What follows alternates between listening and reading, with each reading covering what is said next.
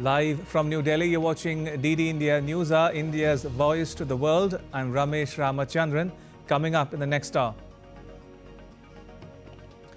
India's Prime Minister Narendra Modi reaches Poland on the first leg of a two-nation tour that will also take him to Ukraine.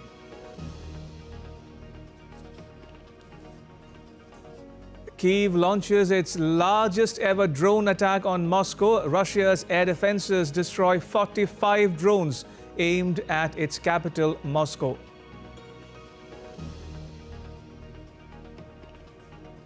On day 2 of the Democratic Party's convention, former U.S. President Barack Obama endorses Kamala Harris in her White House bid, urges voters to back a new chapter with her.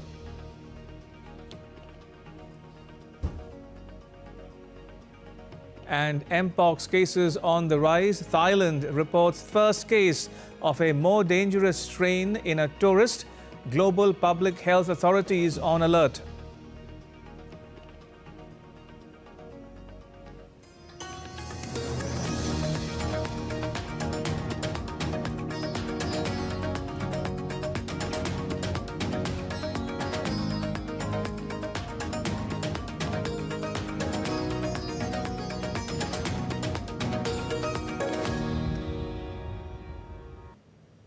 India's Prime Minister Narendra Modi has reached Poland's capital, Warsaw, on what is the first visit to that country by an Indian Prime Minister in 45 years. The visit marks the 70th anniversary of India-Poland diplomatic relations. The Prime Minister is on a two-day visit to that country. He is having a packed schedule in Poland. He will be holding talks with Polish Prime Minister Donald Tusk and President Andrzej Duda to further advance India-Poland partnership. He will also meet members of the vibrant Indian community in Poland during a community event later in the evening.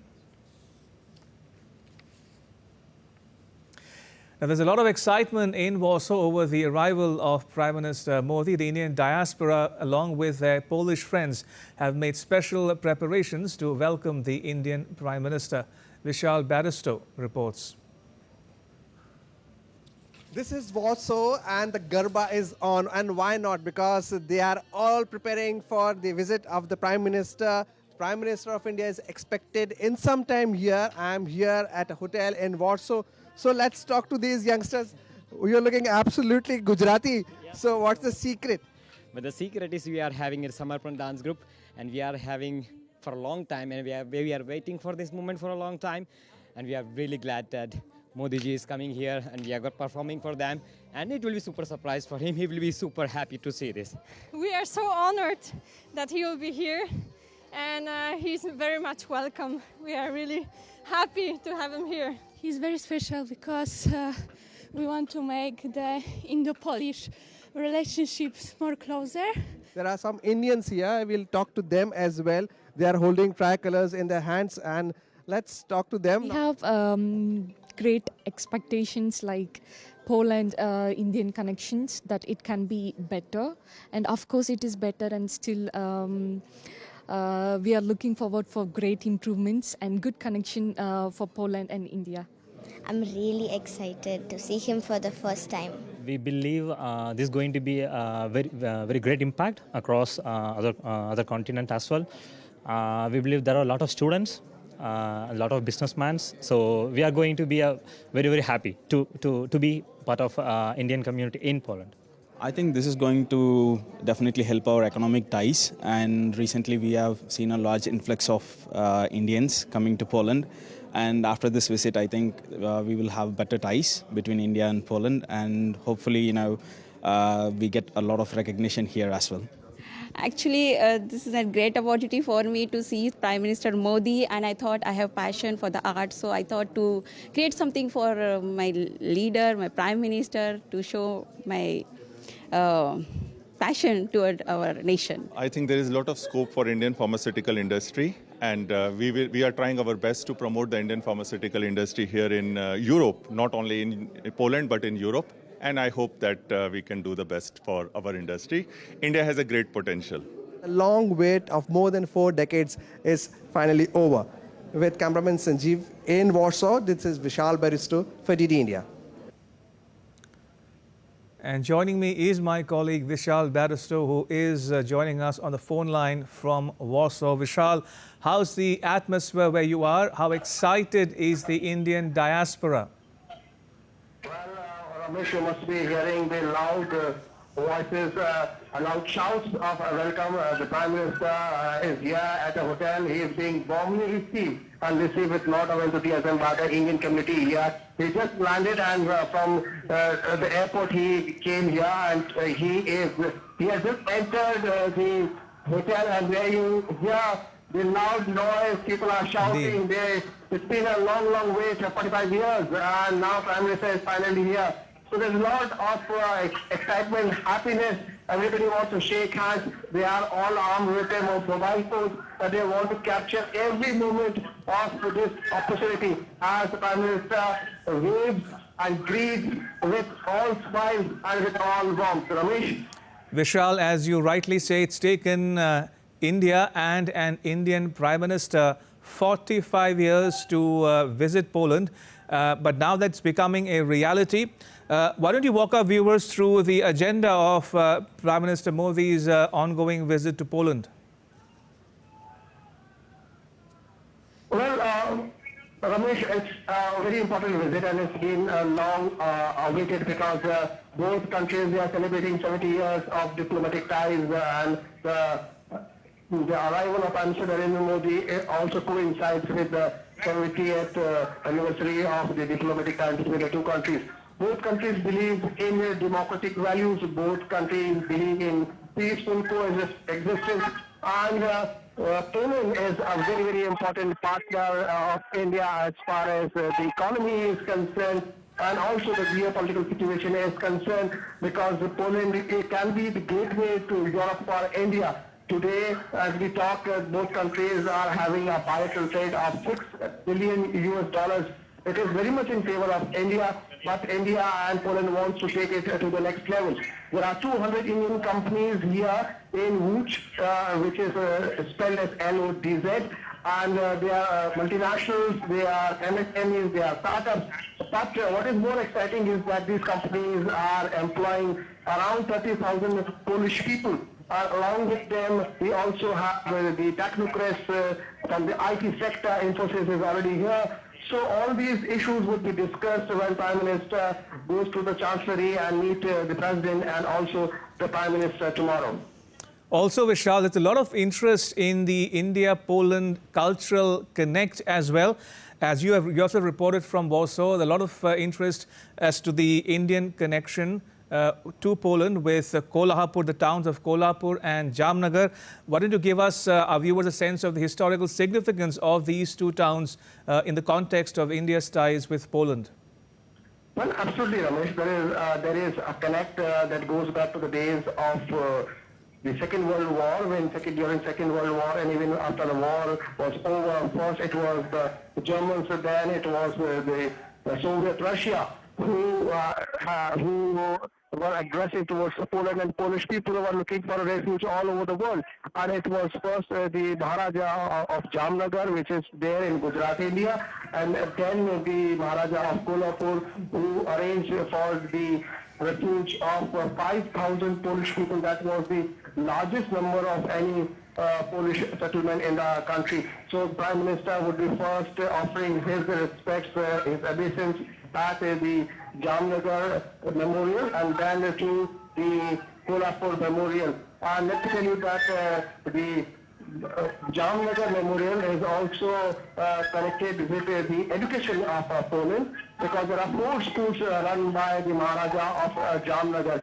And the students of that school will be meeting the Prime Minister today, Prime Minister Narendra Modi, and also the descendants of the refugees, the Polish refugees, they will also be interacting with the Prime Minister. And at the Kolhapur Memorial, a dozen of Indian origin people dressed in Maharashtrian style would be greeting the Prime Minister. So it is going to be a very, very important day. Now, Prime Minister is having,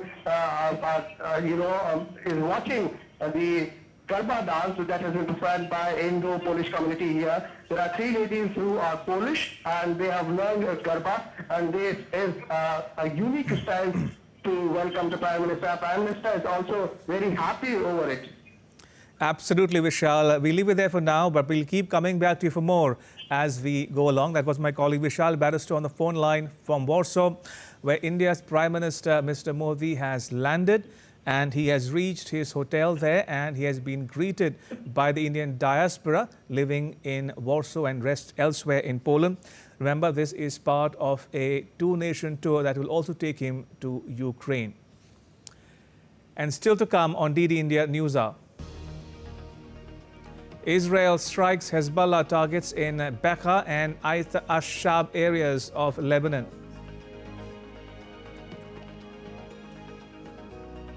And Russia's defense minister announces deployment of 3 groups of troops in regions bordering Ukraine.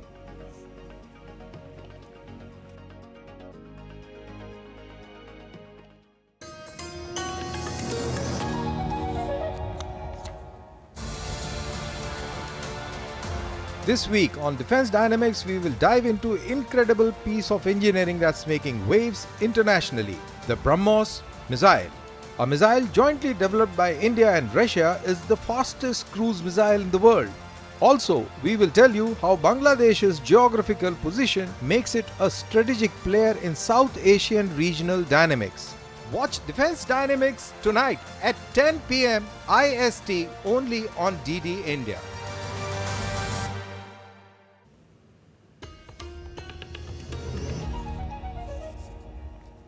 You're watching DD India News Hour. I'm Ramesh Ramachandran. Now, aerial footage released by Israel's army on Wednesday showed what it said was strikes on Hezbollah targets in the Bekaa and Ait Ashab areas in Lebanon. The Israeli army said in a telegram post accompanying the videos that their air force struck Hezbollah targets and weapons storage facilities in Bekaa. The army also said that it struck Hezbollah military structures in the areas of Ait Ashab, Ramia and Taluseh in southern Lebanon. Israel and the Hezbollah have been trading fire since Hezbollah announced a support front with the Palestinians shortly after its ally, the Hamas, attacked Israel on the 7th of October last year, triggering Israel's military offensive on Gaza. During a quick trip to West Asia, U.S. Secretary of State Antony Blinken attempted to give efforts to mediate a ceasefire between Israel and Hamas more immediately, but departed the region on Tuesday with an agreement between Israel and Hamas still proving to be elusive.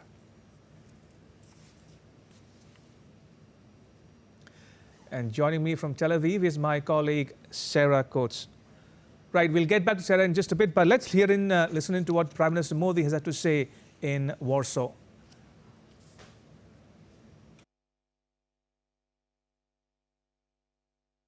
Right, so these are the latest visuals coming to you from Warsaw, where India's Prime Minister Narendra Modi is being greeted by the locals, including children, at his hotel in the city.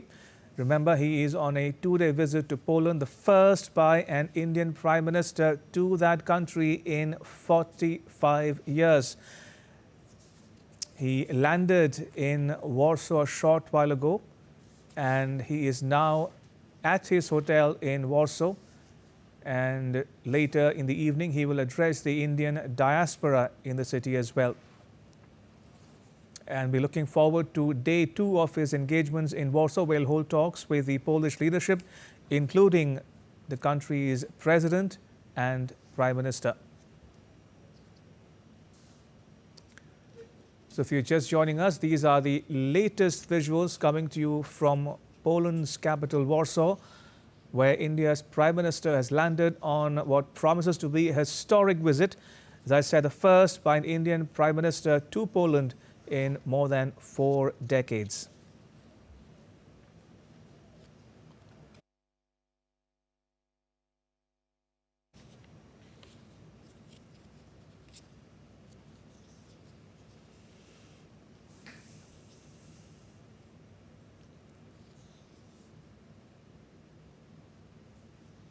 The Prime Minister interacting with children at his hotel in Warsaw soon after reaching the Polish capital on a two-day visit that will also take him to Ukraine, where he will meet with Ukraine's President Volodymyr Zelensky on the 23rd.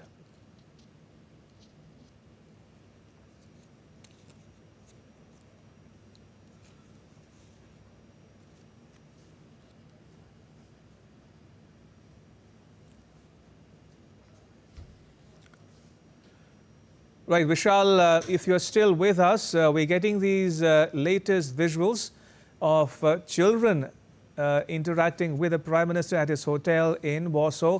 Give us a sense of what is happening around you as we speak. How was the reception at the hotel where he's staying? Well, Ramesh, after a long flight, when Prime Minister reached the hotel here, he was greeted by Polish children in Polish style. And then inside the hotel, there were people of Indian origin and Indian diaspora. And they were all gathered with tricolors to welcome their Prime Minister. And even before the Prime Minister had landed, people had started coming to the hotel. And there were special invitees with special passes. And many are still waiting outside. And they were all anticipating how to welcome our Prime Minister, because they all wanted to have a glimpse of him. It was their opportunity to meet the Prime Minister in person. And some of them, they shook hands with the Prime Minister. Some of them, they tried to grab every moment on their phones. So it was a it was a moment which was full of warmth, full of hope, full of excitement, full of happiness, and also full of pride. Right, Vishal, thank you for that update. We'll come back to you for more as we go along. But going back to the other story we're tracking here on DD India News Hour, aerial footage showed Israeli army attacking Hezbollah targets in the Bekaa and the Ait Ashraf areas in Lebanon. And joining me is my colleague Sarah Coates, who is in Tel Aviv. Sarah, how's the situation at Israel's border with Lebanon? Hello there, Ramesh. It is worsening really by the day. These tit-for-tat cross-border strikes between Israel and Hezbollah are really only intensifying. Over the course of the morning, the Israeli military says some 50 rockets were shot by Hezbollah into the Golan Heights, a number of these actually making it through the Iron Dome missile defense system, some of them crashing into homes in Katzarim. This is a community in the Golan Heights, injuring one man in his 30s, while over the last hour or so, red alert sirens have been ringing out in Kiryat Shimona, that is also in northern Israel, very close to the border. Now, Hezbollah says that this is retaliation for Israeli strikes in where you said in the Bekaa Valley. This is about 70 kilometres from the Israeli border, so very deep inside Lebanon, with the Israeli military saying that it was targeting Hezbollah weapons storage facilities. Now, this is certainly a Hezbollah stronghold, and it is extremely concerning given what we've been hearing from the Lebanese health officials. They say at least one person was killed, many more wounded, and this really is highlighting once again this daily tit-for-tat escalation between these two groups.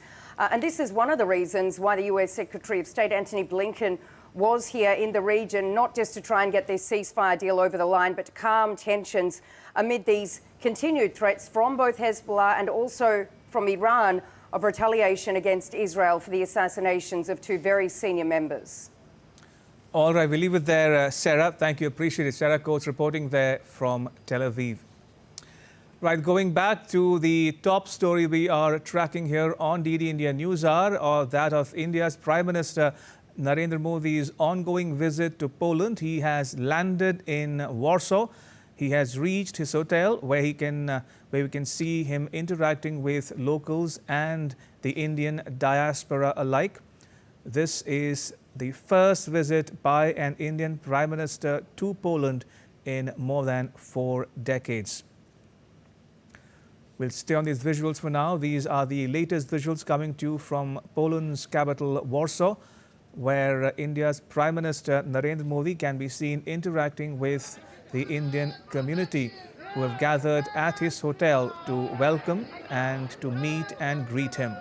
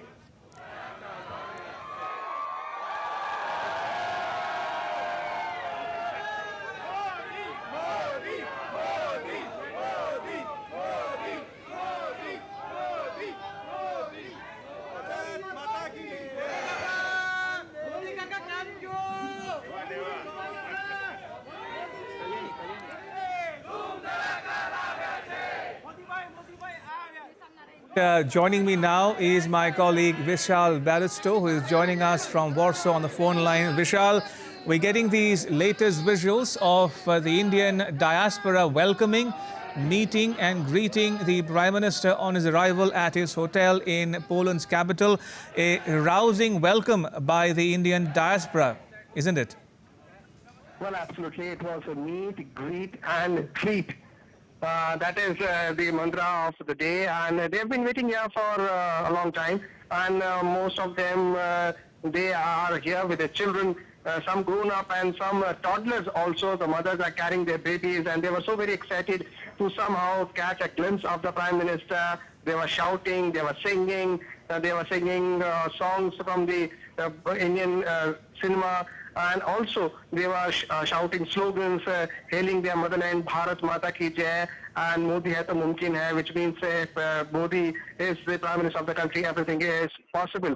And that was quite a proud moment for this 25,000 strong diaspora section of which was here at the hotel. And they were also very happy with the were given trying to get the handshake, to have a handshake with the Prime Minister, to have a hand touch with the Prime Minister. And the Prime Minister was, kind enough to allow the people to come to him, to greet him. And thereafter, the Prime Minister was also given a performance of the Garba dance. And people from Gujarat, along with their Polish friends, the three ladies were Polish, they performed before the Prime Minister. The Prime Minister was so very happy, and he was clapping after the performance. And he also took a photograph, a group photo with the performers. So indeed, it was a very, very proud moment for them, and also a moment to relish with forever, because they have been waiting for this long, more than 4 decades, for the Prime Minister to come, and what a moment it was. What a moment it was indeed. The wait is finally over. The Indian Prime Minister is in Poland in what is the first ever visit by an Indian Premier to that country in more than 45 years, as my colleague Vishal Baristo is reporting from Warsaw. Vishal, as you rightly say, now this has become a trademark of sorts for the Indian Premier. Every time he travels abroad, he makes it a point to reach out to the Indian diaspora, interact with them, meet them, talk to them, and project India's rich cultural traditions as well. So looking ahead to his visit, Vishal, what does his itinerary look like?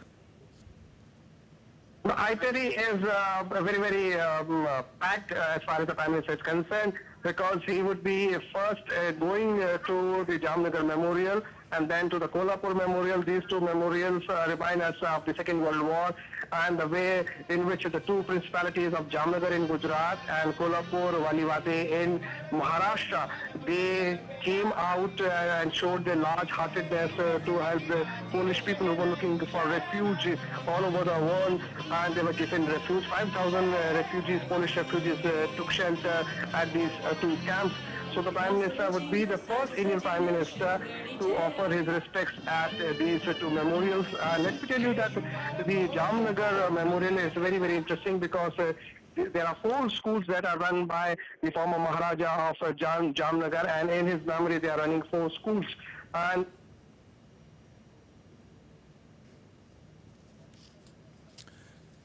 apologies, we'll try to fix that audio line with Vishal Baristo in Warsaw in just a bit. But for the benefit of viewers joining us right now, we are getting you the latest visuals of India's Prime Minister Narendra Modi's ongoing visit to Poland, the first by an Indian Premier to that country in 45 years. He landed in Warsaw a short while ago. He has reached his hotel since, where he was greeted by the Polish citizens, as well as a sizable number of Indian diaspora as well. You can see the Polish and Indian people greeting him, welcoming him with a traditional Indian Garba dance, which is played out in western part of India. We can see men and women, both of Indian origin as well as Polish people, joining in that dance, especially to welcome the Indian Prime Minister upon his arrival in Warsaw. as my colleague was pointing out there in his report. This has become a trademark of sorts. Every time the Prime Minister travels abroad, he makes it a point to reach out to as many people in the Indian diaspora as he can, be it at his hotel or outside at an outside venue in the city, wherever he travels, to project and to harness India's soft power and India's rich cultural traditions and heritage as well. And what we are seeing now on your screens is a classic example of just that. The Prime Minister meeting and greeting the locals, including Polish citizens and people of Indian origin who had gathered at his hotel to welcome him.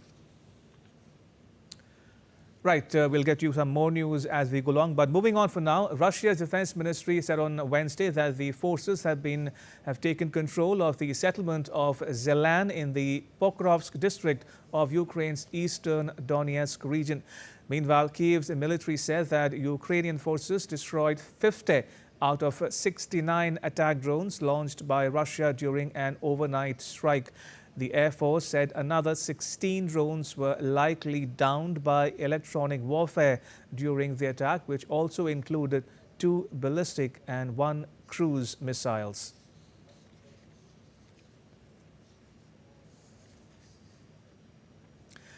Russia's President Vladimir Putin made a surprise visit to the North Caucasus Republic amid Ukraine's cross-border incursion, the first such trip in 13 years.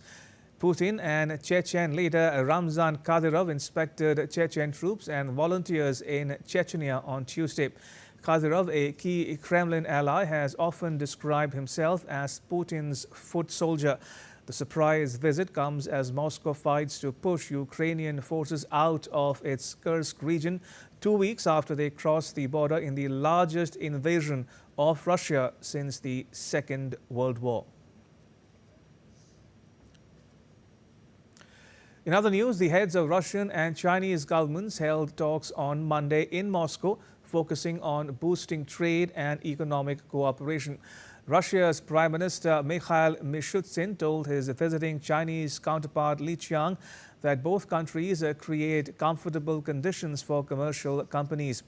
For his part, Li said that China is committed to moving forward together with Russia when both countries face complicated and changeable international situations. Russian President Vladimir Putin also met Chinese Premier Li Qiang in Moscow on Wednesday.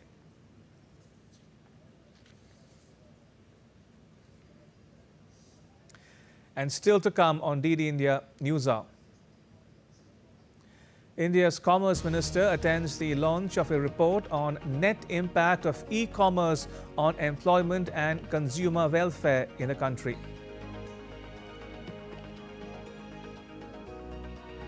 And India's central bank governor Shaktikanta Das receives the top rating in the Global Finance Central Banker Report Cards of 2024.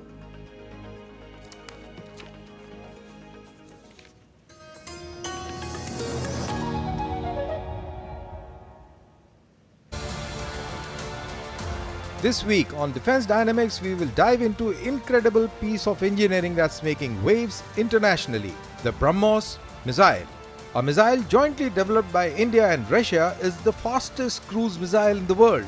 Also, we will tell you how Bangladesh's geographical position makes it a strategic player in South Asian regional dynamics. Watch Defense Dynamics tonight at 10 p.m. IST only on DD India.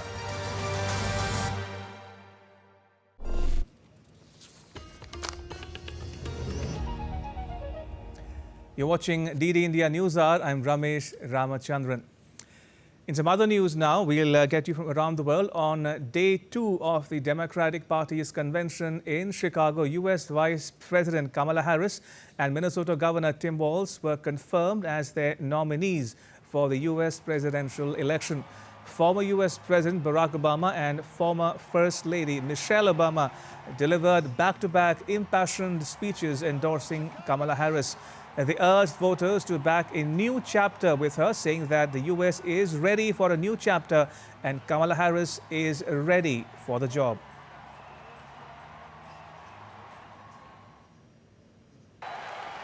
We have a chance to elect someone who has spent her entire life trying to give people the same chances America gave her. Someone who sees you and hears you and will get up every single day and fight for you. The next president of the United States of America, Kamala Harris.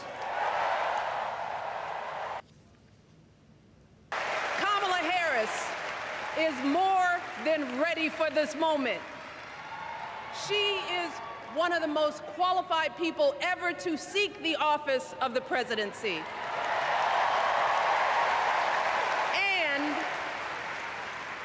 she is one of the most dignified. A tribute to her mother, to my mother, and to your mother too.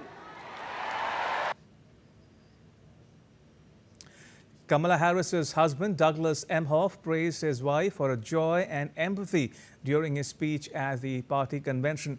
The second gentleman described his wife as a joyful warrior while also highlighting her background as a tough prosecutor.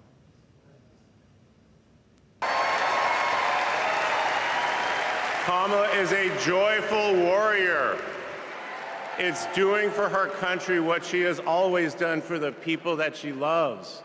Her passion will benefit all of us when she's our president. And here's the thing about joyful warriors. They're still warriors. And Kamala is as tough as it comes.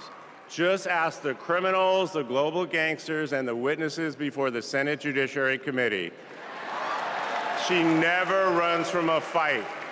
And she knows the best way to deal with a coward is to take him head on. Because we all know cowards are weak, and Kamala Harris can smell weakness.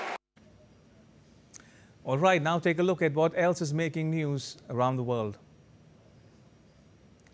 A 116-year-old Japanese woman is to be named the world's oldest person by Guinness World Records after the death of a 117-year-old Spanish woman. Mountaineer Tomiko Ituka is the oldest person alive.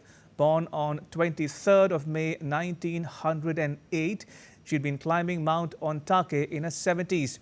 At 100, she was able to climb the stone steps of Ashiya Shrine without a cane.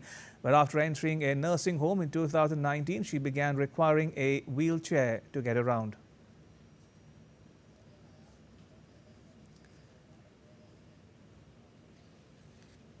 The United Nations World Food Programme distributed cash to 371 Afghan families on Wednesday in Kabul.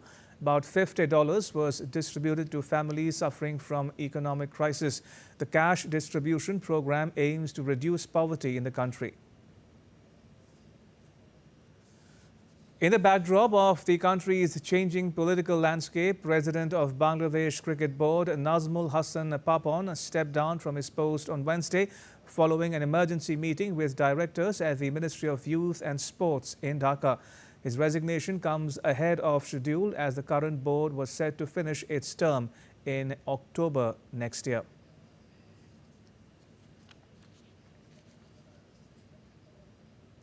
The Taliban has barred United Nations appointed Special Rapporteur Richard Bennett from entering Afghanistan, the administration's spokesperson has said. The Taliban accused the human rights watchdog of spreading propaganda.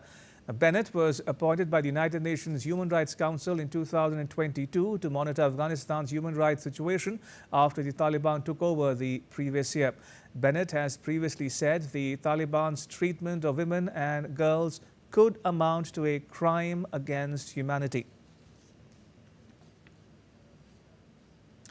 The Italian Coast Guard deployed an underwater drone on Wednesday to search for missing people after British tech entrepreneur Mike Lynch's yacht sank off the coast of Sicily.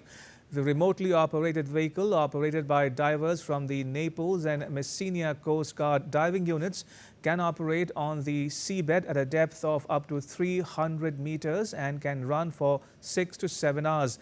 The device is equipped with advanced technology that allows it to investigate the seabed and record videos and detailed images, aiming to provide useful and accurate elements to reconstruct the dynamics of the accident. India's Minister of Commerce and Industry Piyush Goyal said that it is important to ensure the growth of e-commerce is citizen-centric. The minister attended the launch of a report on net impact of e-commerce on employment and consumer welfare in India by the Pehle India Foundation as the chief guest in New Delhi on Wednesday. During the event, the minister emphasized that the growth of e-commerce must democratize the distribution of benefits among the larger cross-section of society. The 19th Confederation of Indian Industry India-Africa Business Conclave began in New Delhi. The theme of the three-day conclave is Creating One Future with focus on areas of trade, investment, infrastructure, healthcare and technology. More than 1,100 international delegates from 65 countries took part in the conclave. The business event witnessed a powerful collaboration between India and Africa. Addressing the inaugural session of the business conclave, India's Vice President Jagdeep Dhankar called on all countries to collectively focus on combating climate change. He also spoke about the inclusion of the African Union as a permanent G20 member. India and Africa forge crucial global partnerships to address complex challenges. India's rise and inclusive multilateralism drive progress for the global South. Excellencies, the inclusion of the African Union as a permanent member of G20 alongside European Union, which was already there during our presidency in 2023, is a matter of great pride and a very significant geopolitical development. Prime Minister Modi has congratulated India's Central Bank Governor Shaktikanta Das on receiving the top rating in the Global Finance Central Bank Report Cards 2024. Responding to a post on X by the Reserve Bank of India, the Prime Minister said, and I quote, "Congratulations to the RBI Governor Shaktikanta Das for this feat, and that too for the second time. This is a recognition of his leadership at the RBI and his work towards ensuring economic growth and stability," unquote. In an exclusive conversation with DD India, India's space agency ISRO's chairperson Dr. S. Somanath shared the progress on India's ambitious human space mission called Gaganyaan.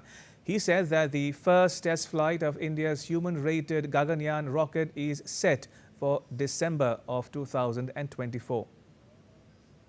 The last about 4 or 5 years, we have been working on this program for building a rocket which will be human-rated, building the craft that is called the Gaganyaan craft, the crew module, and the associated complex systems, a crew escape system and the intelligence in the rocket which are required to carry out this mission.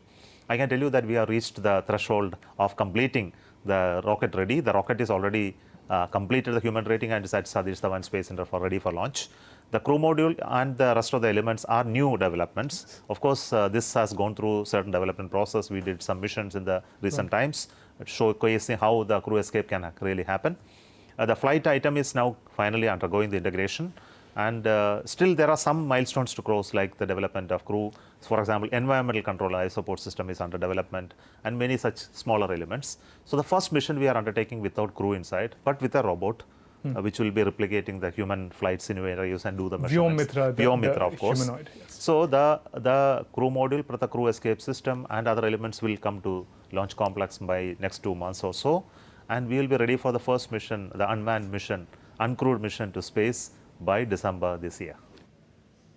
And talking about India's first National Space Day on the 23rd of August, the ISRO chairperson said that today India's space story is both about achievements like Chandrayaan-3 as well as becoming relevant in everyday life of its people. Being the first National Space Day have its prominence, so that it has to get embedded into the minds of the people that we are going to this. So that's why it is important. See, we have all the time telling that we are touching the lives of the people. And when we do so, the reason for going to moon has always been questioned. And the connection between these two are very, very evident today, because it is inspiring people. It is inspiring youngsters. It's also bringing in new talents and technology into the domain of the space.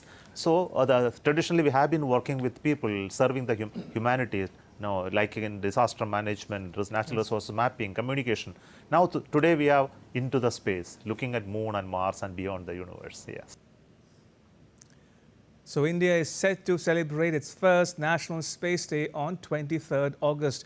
Addressing the media on Wednesday, India's Minister Jitendra Singh said that on 23rd August last year, India made history by becoming the first in the world to have landed on the south pole of the moon using Chandrayaan-3.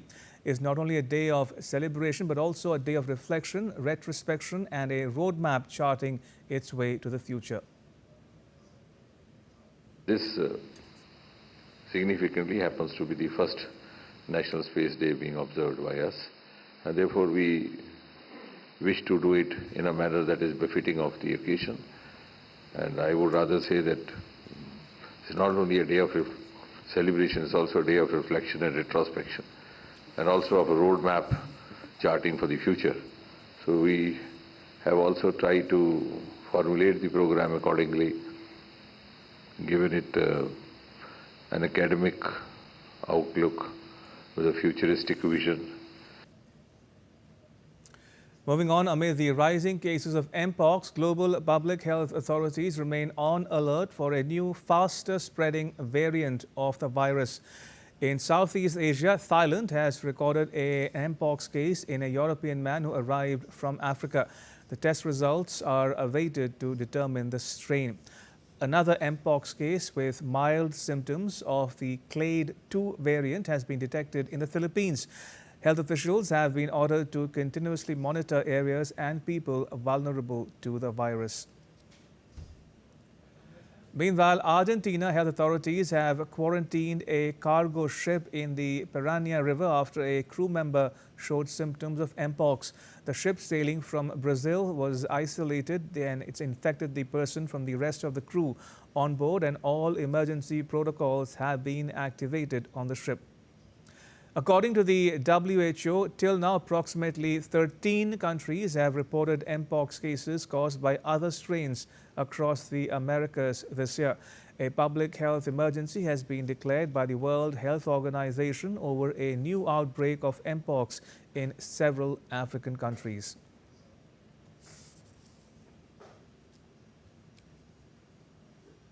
The Democratic Republic of Congo is expecting doses of mpox vaccines next week to curb the spread of the infectious disease that is raging across the country. Congolese officials have recorded 16,000 mpox cases and close to 600 deaths since the start of this year. Chris Okambringa has more from Kinshasa. The mpox outbreak is spreading rapidly across the Democratic Republic of Congo. Officials say the viral disease has claimed close to 600 lives since January this year. The country's healthcare system has been destroyed by decades of conflict and corruption. The US and Japan have promised to deliver vaccines to help the DRC stop the outbreak. The DRC Health Minister, Roger Nkamba, says they expect the vaccines next week. At least 13 African countries have recorded cases of mpox. That prompted the World Health Organization to declare it a public health emergency of international concern. The declaration will enable the global health body to mobilize resources to coordinate the response. A new strain that was discovered in eastern DRC earlier this year is reported to be more contagious and deadly than the one reported globally in 2022. Chris Ochamringa in Kinshasa, reporting for DD India.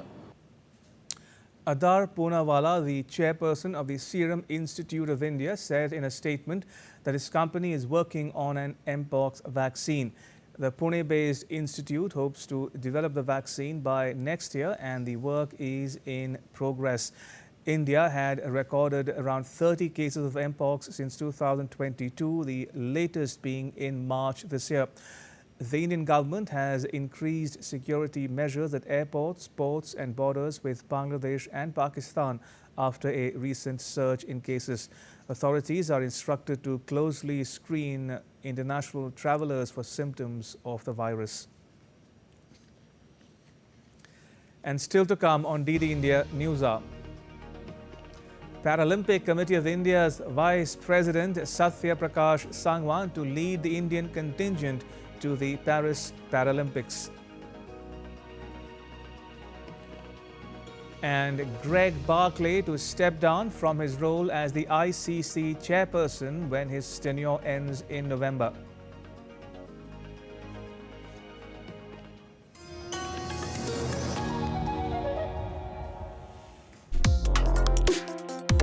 Complex issues, hidden agendas, twists and turns, strategic games. We think all dots are linked. We just need to connect them. Join me every week as I connect the dots to unravel hidden designs in statecraft, mysteries, and decode issues that matter to you. Watch Connecting the Dots with me at these times on DD India.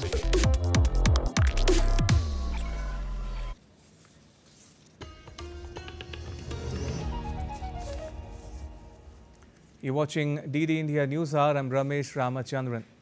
Now take a look at what else is making news in India.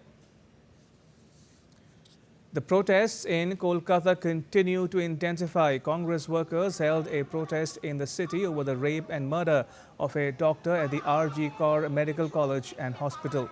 The demonstration has led to clashes with the police and the protesters, resulting in detention of several protesters. An Indian multinational cooperative, Amul, emerged as the world's strongest food and dairy brand. This according to the Brand Finance Food and Drink 2024 report, highlighting the growing influence of Amul in the international market.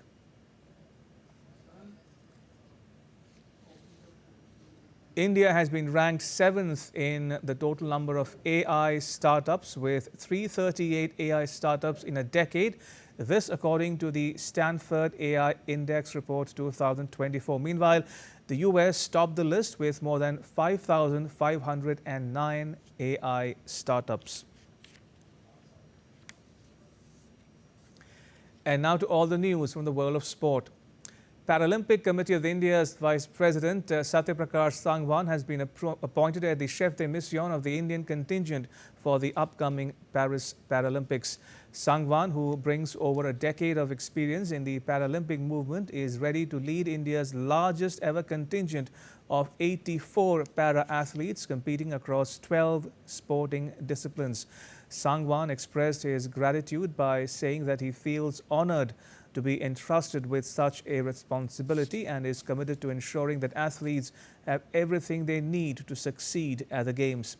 PCI President Devendra Jajaria backed the decision and said Mr. Satyaprakash Sangwan has been an integral part of the Paralympic Committee of India for more than a decade, and under his guidance the team will achieve great heights. ICC chairperson Greg Barclay on Tuesday confirmed that he will step down from his role as the ICC chairperson when his tenure comes to an end on the 30th of November. An ICC chairperson is eligible for 3 terms of 2 years each, and Barclay, a New Zealand-based attorney, has so far completed 4 years. Barclay was appointed as the independent ICC chair in November 2020 before being re-elected in 2022. As per ICC rules, the chairperson's election comprises 16 votes, and now a simple majority of 9 votes is required for the winner. Earlier, to become the chairperson, the incumbent needed to have 2/3 majority. According to reports, Jay Shah might be one of the candidates who could take over from Barclay as the new chair of the ICC. Whether Shah will be interested to throw his hat in the ring will be clear by the 27th of August, which is the last date for filing of nominations for the chairperson's post. India's double Olympic bronze medalist Manu Bhaker on Tuesday confirmed that she will miss the ISSF World Cup final in New Delhi in October. Her coach, Jaspal Rana, had hinted a week ago that Manu will take a break after a grueling schedule leading up to the Paris Olympic Games. The 22-year-old achieved qualification for the ISSF season ender by making the podium in the Olympics. Manu Bhaker said, and I quote, "I'll be taking a break because it has been 8.5 years without a break. Now I have decided to give my shoulder a little rest. I'll be taking a 3-month break. After that, I'll be starting again. I will start competing after 4 or 5 months. World number 1 Yannick Sinner, who is set to play in the US Open, has been cleared of any wrongdoing after he failed drug tests twice in March. Sinner tested positive for low levels of a metabolite of clostebol, which is a steroid used to build muscle mass. However, the International Tennis Integrity Agency found that the anabolic agent entered his system from a member of his support team through massages and sports therapy. Sinner had challenged that Giacomo Naldi, his physiotherapist, was unaware of the product he used contained clostebol. The ITIA accepted the explanation and concluded that the violation was not intentional. Sinner recently won the Cincinnati Open and is now set to play in the US Open. Manchester City's Phil Foden wins the Professional Footballers Association Men's Player of the Year award, while Chelsea's Cole Palmer takes home the Young Player of the Year honour. Foden scored 19 goals in 35 top-flight appearances in 2023 and 24 as City won a historic 4th successive Premier League. The midfielder at 23 became the youngest player to have won 6 league titles. Coming to Palmer, the 22-year-old scored 22 goals in 34 Premier League appearances in his first season for Chelsea. His performance earned him a spot in the England squad for Euro 2024, where he scored in the final. The Blues forward beat the likes of a Bukayo Saka, Kobe Mainu and Alejandro Garnacho to win the Young Player award. Cristiano Ronaldo is lining up for another Saudi Pro League season with the main aim of helping Al Nassr end the dominance of Riyadh rival Al Hilal. Ronaldo signed for Al Nassr in December 2022 and has yet to win a domestic trophy with the club. In a social media post this week, he wrote, "New season, same goal. Al Hilal won the title last season with 31 wins and 3 draws, finishing 14 points clear of second-placed Al Nassr. Hilal beat Ronaldo's team 4-1 in the final of the Saudi Super Cup last weekend. The 18-team league kicks off its season on Thursday." And with that, it's a wrap on this edition of DD India News Hour. You can get all the latest news and updates on the DD India mobile app. It's available on Android and iOS platforms. You can scan the QR code on the screen now to download it. And let us know your thoughts on the news of the day. You can connect with us on Facebook, X and Instagram. You can also check out our website ddindia.co.in. We'll be back with more news as it breaks here on DD India. I'm Ramesh Ramachandran. From all of us here in New Delhi, thanks for watching DD India News Hour.